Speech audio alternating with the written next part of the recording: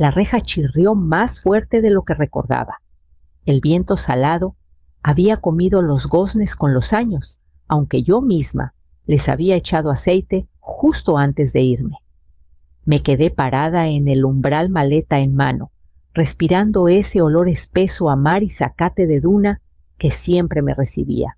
Debería haber sentido que volvía a casa, pero la luz del porche estaba prendida. Yo no la había dejado encendida. De eso estaba segura. Siempre revisaba 2 veces las luces, las cerraduras, los enchufes. Manías de enfermera vieja. Y sin embargo, ahí estaba dibujando un círculo suave sobre los escalones, como si alguien me estuviera esperando. Lo segundo que noté fueron las cortinas. Todas cerradas. Cada ventana. Yo nunca la cerraba. Lo que más quería de esta casa era la vista cielo abierto, olas sin fin. Me levantaba temprano solo para ver cómo la luz se derramaba sobre el agua a través de esas cortinas de lino claritas. Pero ahora la casa parecía sellada, como si guardara un secreto. Subí al porche y puse la mano en la perilla. Dudé. Adentro sonaba música, suave pero inconfundible. Una canción de cuna lenta sin palabras que venía de algún rincón hacia el fondo. No reconocía la melodía, pero me apretó la garganta, como lo hacen ciertos olores, el Vicks Vaporub, las sábanas guardadas demasiado tiempo en el cajón. Apoyé la frente con cuidado en el vidrio de la puerta. Por la rendijita entre la cortina y el marco, alcancé a ver algo que no pertenecía. Una cuna blanca. Estaba pegada a la pared del fondo de la habitación que antes era mía. Mi recámara. Apenas distinguí el borde de una colcha doblada sobre el barandal peluches en la esquina. La habitación tenía luz propia. Alguien se había mudado o nunca se había ido. Giré la perilla. La puerta no estaba con llave. Mis zapatos tocaron la madera con un golpe sordo al entrar. El piso estaba limpio. El aire olía a limón y a algo ligeramente floral. La mesa de mi cocina ya no estaba. En su lugar había una más pequeña pintada de verde claro, con sillas que no combinaban entre sí. Y en el pasillo, media docena de las camisas viejas de mi marido, todas planchadas de botones, colgaban de ganchos de madera en un perchero improvisado. Perdí el vuelo por 9 minutos. No fue el tráfico, aunque tampoco ayudó. Fue el papeleo un error, con la fecha de vencimiento de mi identificación, que me dejó parada en la puerta de embarque, humillada, apretando un pase que ya no servía para nada. El siguiente vuelo a Ohio salía hasta la mañana. No quería pasarme la noche en el aeropuerto. Encontré un rincón en la terminal de autobuses chiquita que está enfrente y me puse a tomar café quemado de a sorbitos. No había mucha gente. Unos cuantos viajeros encorvados sobre sus maletas. Y ella estaba sentada cerca de las máquinas de dulces, medio en la sombra, con un bebé envuelto en lo que parecía una toalla vieja de playa. El carrito de al lado tenía una llanta rota. No me habría fijado en ella si el bebé no hubiera soltado un quejidito suave. Era joven, 24, tal vez 25, pálida con las raíces oscuras asomando bajo el pelo decolorado. Mecía al bebé despacito, murmurando algo que no alcanzaba a oír. Los labios le temblaban con cada respiración, como si estuviera conteniendo algo, miedo tal vez, o dignidad. La observé un rato, diciéndome que no era asunto mío. Había visto a muchas como ella antes pasando por salas de espera y clínicas, siempre desapareciendo antes del amanecer. Pero en ella había algo distinto, una quietud, un modo de contenerse que yo conocía muy bien. Me acerqué. Ella se puso tensa, pero no apartó la mirada. ¿Tienes a dónde ir?, le pregunté. Dudó. Vamos a estar bien. Miré al bebé. La toalla tenía un dibujo de caricatura ya muy lavado. Las mejillas del pequeño estaban coloradas del frío. Tengo una casa, le dije, cerca de la playa. Se supone que voy a estar fuera 3 meses. Podrías quedarte ahí. Solo no toques lo que no es tuyo. La muchacha parpadeó. ¿Por qué me darías eso? No te lo estoy dando, aclaré. Te lo estoy prestando. Y solo porque es mejor que hacérmela que no te vi. Tomó la llave con las 2 manos. Se llamaba Abril. Y 5 meses después, parada en mi propio pasillo, mirando la vida que otra persona había armado dentro de mis paredes, no pude evitar preguntarme si había sido descuidada, o si por fin había tenido el valor de arriesgarme a equivocarme. Volví a llamarla a finales del 2º mes. Sonó una vez y cayó directo al buzón. No dejé mensaje. Ya había dejado 3. Me había prometido avisar una vez por semana, aunque fuera un mensaje corto. No soy de las que andan encima, le dije esa primera noche. Pero la verdad es que sí lo era. Al menos cuando se trataba de mi casa y últimamente de ella. Luego llegó la tormenta, esa que se formó en el Golfo y se estacionó sobre la costa 6 días seguidos. Vuelos cancelados, postes de luz caídos, torres de celular quebradas como palillos. La vi desde la ventana de la cocina de mi hermana, a 2 estados de distancia, mirando las noticias, como si pudieran explicarme el silencio. Las carreteras al pueblo estuvieron cerradas casi una semana. Cuando la compañía de luz por fin actualizó la página, entré por costumbre. Consumo eléctrico casi nada. Agua prácticamente 0. Gas sin picos. Ningún cambio extraño. No tenía sentido. O apenas estaba ahí, o no estaba en absoluto. Para el 3er mes dejé de revisar todos los días. Para el 4º dejé de esperar algo. Pero nunca dejé de preguntarme.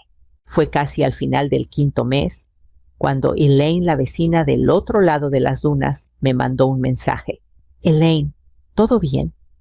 Pensé que te habías mudado. Vi a una mujer con bebé escarbando cerca de tu barda.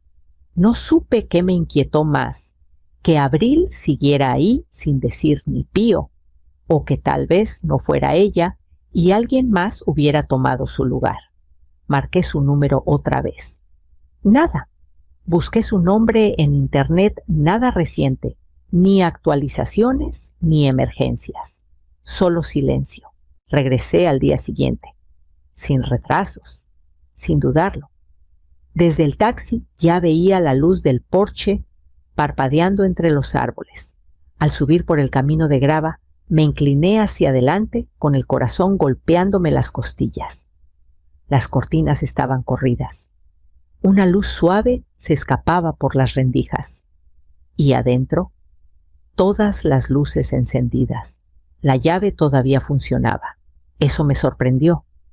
La metí despacio en la cerradura, esperando casi que se resistiera. Pero el cerrojo se dio sin ruido como si alguien lo hubiera engrasado hace poco. La puerta se abrió a un silencio que no estaba del todo vacío. Entré y el olor me pegó de inmediato, limpiador de limón tenue, pero inconfundible, mezclado con algo más cálido. Tal vez talco, tal vez toallitas de bebé. Algo suave. El piso brillaba, no solo barrido restregado. La alfombra que antes estaba debajo del banquito de la entrada ya no estaba. En su lugar había un tapete bajito, lleno de huellas de manitas de niño. Avancé más los zapatos rozando la madera. La sala ya no era mía. El librero había sido reorganizado, mis libros de bolsillo bien acomodados, lomos alineados al lado de libritos ilustrados y libros de cartón. El sofá era nuevo o de segunda mano, pero no mío. Más pequeño beige, apagado, con una cobija rosa doblada sobre el brazo. La mesa de la cocina había desaparecido. En su lugar estaba una mesa angosta pintada con sillas que no combinaban, 2 de madera, una de plástico, una de metal. En el centro, un bowl de cerámica lleno de chupones, como si fueran frutas. Caminé despacio por el pasillo. Mi mano rozó la pared sin querer, las yemas, atrapando los pequeños cambios. Marcos nuevos, ganchos agregados junto a la puerta. Un par de zapatitos de bebé alineados al lado de las botas que dejé el otoño pasado. La puerta de mi recámara estaba abierta. La cama ya no estaba. En su lugar, una cuna blanca, ordenada y callada, con una colcha doblada sobre uno de los barandales. Un buró que no reconocía contra la pared del fondo. Encima, un humidificador, una lamparita de noche y un osito de peluche ya muy querido. Abrí la puerta del baño y entré. A primera vista parecía intacto. Mis toallas dobladas como siempre las doblaba yo. El espejo limpio. Pero cuando abrí el cajón de arriba se me fue el aire. La cajita de metal donde guardaba mi anillo de bodas, desaparecida. En su lugar un montón de pañales y un frasco de loción para bebé. Mis manos se cerraron contra el borde del lavabo. ¿Qué más había tocado? Me di la vuelta del espejo del baño, todavía con el cajón abierto, cuando escuché pasos suaves detrás de mí. Abril estaba en el pasillo. No habló de inmediato. Traía al bebé en brazos, más grandecito, ya con la cabecita apoyada en su hombro y el pulgar flojito en la boca. El pelo le había crecido. Había cansancio en su cara, pero también algo más firme. No sabía que habías vuelto, dijo. Asentí una vez. Tenía la garganta seca. Ella acomodó al bebé con cuidado, bajando la voz. Acaba de dormirse. Pasé junto a ella y entré a la sala. Me siguió. Me senté en el borde del sofá desconocido. El bebé se removió un poco y volvió a quedarse quieto. Entré al baño, dije. Los brazos de Abril se apretaron un poquito alrededor de su hija. El anillo, dije sin enojo. Donde está bajó la mirada al piso, luego la levantó los ojos brillosos pero sin lágrimas. Tuvo fiebre que no le bajaba. 3 días. No sabía qué más hacer. En la clínica de urgencias nos rechazaron. Dijeron que teníamos que ir a emergencias. Ya no podía arriesgarme a esperar. No dijo que lo sentía. No puso excusas. Lo vendí, dijo. Cubrió la cuenta y los antibióticos. Me quedé mirando el piso, las manos cruzadas sobre el regazo. Sentí algo que se movía dentro de mí como una puerta que se abre despacito, no de golpe, pero lo suficiente para dejar entrar o salir algo. No estoy enojada, dije, aunque una parte de mí sí lo estaba. No por el anillo, sino porque nunca me pidió permiso. Tienes que empacar, dije, después de un rato. Esta noche, asintió. La barbilla le tembló una vez, pero no suplicó. Solo se quedó ahí callada, meciéndose con el bebé de un lado al otro, con un ritmo que ya era costumbre. Lo dejaré mejor de lo que encontré, susurró. No contesté, solo la vi dar la vuelta y perderse otra vez por el pasillo, la sombra larga contra la pared. ¿La estaba castigando? ¿O protegiendo lo poco que me quedaba? Me quedé en el sofá, mucho después de que desapareciera por el pasillo. El bebé no lloró. La casa estaba tan callada que se oía el zumbidito leve del refri y más allá el vaivén de la marea contra la orilla. Cuando por fin me levanté fue solo porque necesitaba moverme. Caminé hacia la repisa de la chimenea, más por costumbre que por curiosidad. La sala se sentía ajena, pero la piedra era la misma, con las mismas pequeñas astillas en el borde de cuando intentamos colgar adornos una Navidad y los clavos rajaron la superficie. Ahí lo vi. Un portarretratos bien centrado en la repisa. Mi marido. Estaba en el jardín pala, en una mano, y un jitomate en la otra, sonriendo a algo que quedaba fuera del cuadro. Era una de las últimas fotos que le tomé. Hacía años que no la veía. Recordé haberla guardado después del funeral, sellándola en una caja con las demás cosas de él, que no me animaba a mirar. Esa caja estaba en el desván. Pasé la mano por el borde del marco. No solo la había encontrado, la había limpiado. Recorrí el resto de la casa despacio, viendo todo lo que no quise notar cuando llegué. La gotera del baño de visitas, la que manchaba las baldosas de abajo, desde hacía años ya no estaba. Volvieron a poner azulejos, parcheado con cuidado. El jardín, antes lleno de maleza y calvo, en partes estaba podado. Había margaritas tempraneras a lo largo de la barda trasera, de las que yo planté una vez y olvidé. En el escritorio, junto a la ventana, había una libretita de espiral abierta. No debí leerla, pero la leí. Páginas llenas de listas, desgloses de despensa, horarios de entrevistas, apuntes de citas pediátricas, dosis, recordatorios, comparaciones de rentas. Me quedé ahí mucho rato, una mano en el respaldo de la silla, la otra todavía sosteniendo la hoja. Ella había construido una vida aquí, paso a pasito, con terquedad. ¿Cómo le llamas a la diferencia entre robo y sobrevivencia? Me quedé en el porche después de que se pusiera el sol, con las manos alrededor de una taza que ni siquiera probé. El monitor del bebé crepitaba bajito a mi lado, aunque la casa estaba en silencio. No necesitaba oír nada, solo necesitaba espacio para respirar. Abril salió despacio, cerrando la puerta sin que se oyera un golpe. Se paró junto a la barandilla, un momento brazos cruzados, mirando hacia donde el mar se junta con el cielo en la oscuridad. Encontré la foto, dije. Asintió una vez, pero no habló. A ella le habría caído bien, agregué señalando con la cabeza hacia la casa. Al bebé. Ya le cae bien, dijo en voz baja. Le saluda a su foto todas las mañanas. Le dice, hola, señor del huerto. No supe qué contestar a eso, así que no dije nada. En cambio dije, quiero que me devuelvas el anillo. Abril bajó un poco la cabeza, no por vergüenza, solo por entender. Sé dónde está. Todavía está en la casa de empeños del pueblo. Fui a checar. No he podido juntar para recuperarlo. Todavía. Iremos juntas, dije. Mañana. Entonces me miró. Los ojos cansados pero claros. Te lo voy a pagar. Hasta el último peso. Puede que tarde, pero te lo pago. Negué con la cabeza. Devuélveme lo que puedas. No por mí, por ti.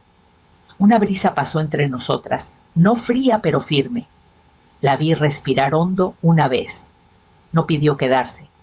Yo no le pedí que se fuera. Se sentó a mi lado. Cerca pero sin pegarse. Nos quedamos así un rato, dos mujeres que no teníamos nada en común, y sin embargo seguíamos compartiendo el mismo espacio. «Me puedo ir si quieres», dijo al fin, después de lo del anillo. No le contesté directo. Solo dije, ya es tarde. Deberías descansar. Se levantó y asintió. Buenas noches, Delora. Buenas noches.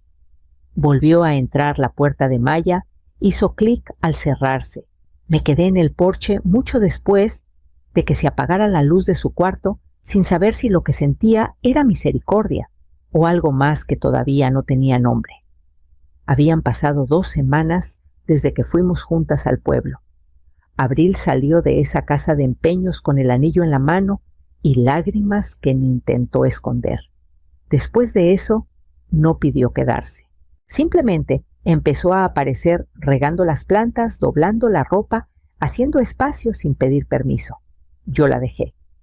Y entonces llegó Emilia un jueves, sin avisar.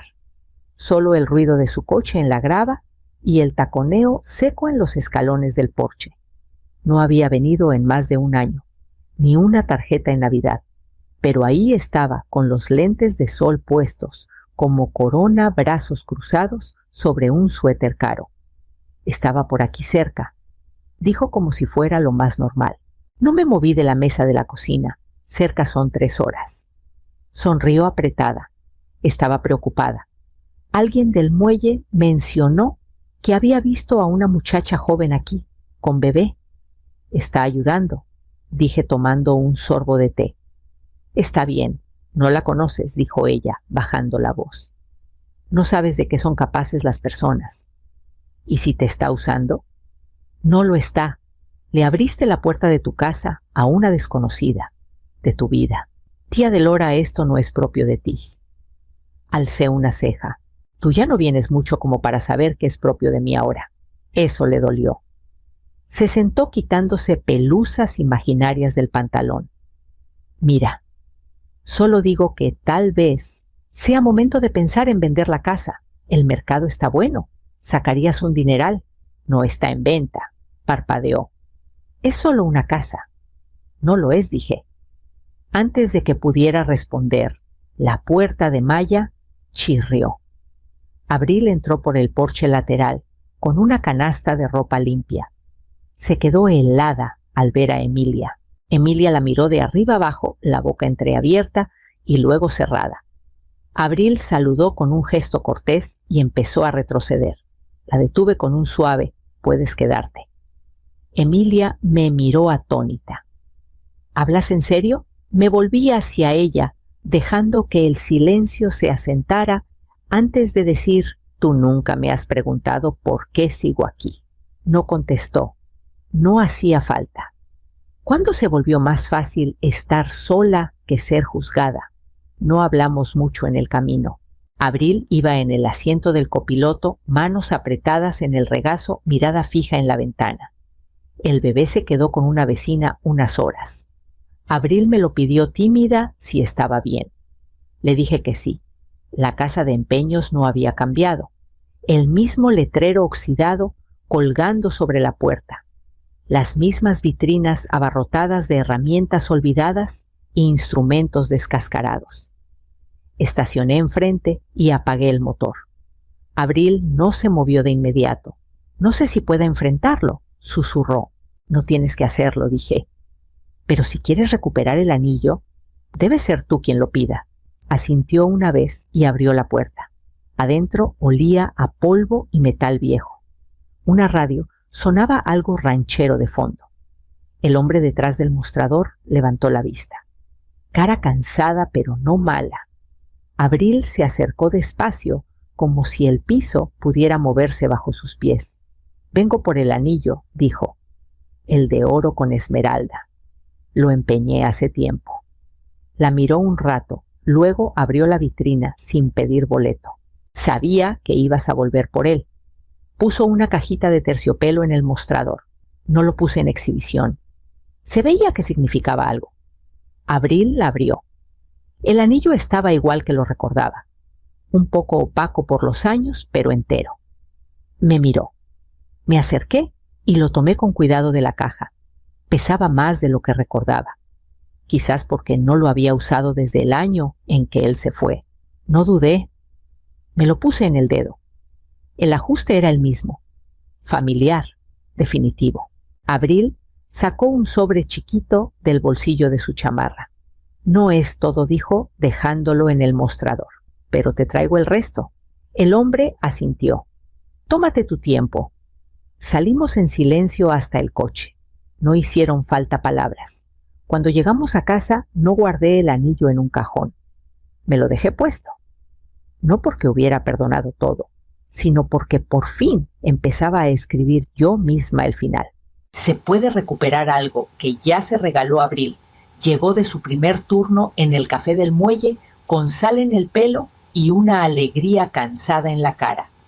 Se quitó los zapatos en la puerta y puso una bolsa de papel en la mesa, unos muffins sobrantes que le habían dejado llevar. Todavía están calientitos, dijo. El cocinero me quiere. Dice que me muevo rápido. Le serví té helado a las 2 y me recargué en la encimera. La casa se sentía distinta últimamente, no abarrotada, solo llena, de esa llena que no aplasta, sino que sostiene. Me contó de los barcos de los clientes fijos del señor mayor, que llegaba todas las mañanas solo para discutir si la crema o la leche era mejor. Los ojos le brillaban de un modo que no había visto antes, ni siquiera cuando llegó por primera vez. Ya empecé a buscar, agregó, por aquí cerca. Un departamentito cerca del malecón, nada del otro mundo. Asentí, luego carraspeé. Todavía está el cuarto de atrás. No es gran cosa, pero te lo has ganado. Si quieres quedarte, por ahora. No contestó de inmediato. Solo miró alrededor, la foto todavía, en la repisa, la sillita alta, metida en el rincón del comedor, la planta que había trasplantado junto a la ventana de la cocina.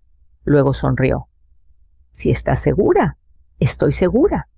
Sacó los muffins a un plato tarareando bajito. El bebé se despertó de la siesta y empezó a quejarse. Abril la levantó, la meció, le dijo tonterías al oído. Cuando me la pasó un momento, la manita del bebé alcanzó la cadena de mi cuello. Sus deditos se cerraron alrededor del colgante y luego soltó una carcajada. No una risita suave, una risa de verdad, de panza. La sentí en la mía, me reí también y no me aparté. No pensé en lo que se habían llevado, ni en lo que no habían devuelto. Solo pensé en este momento chiquito y dorado. ¿Qué les debemos a las personas que nos salvan sin darse cuenta? ¿Y qué pasa cuando la desconocida a la que ayudaste termina siendo la que tiene la llave de tu paz?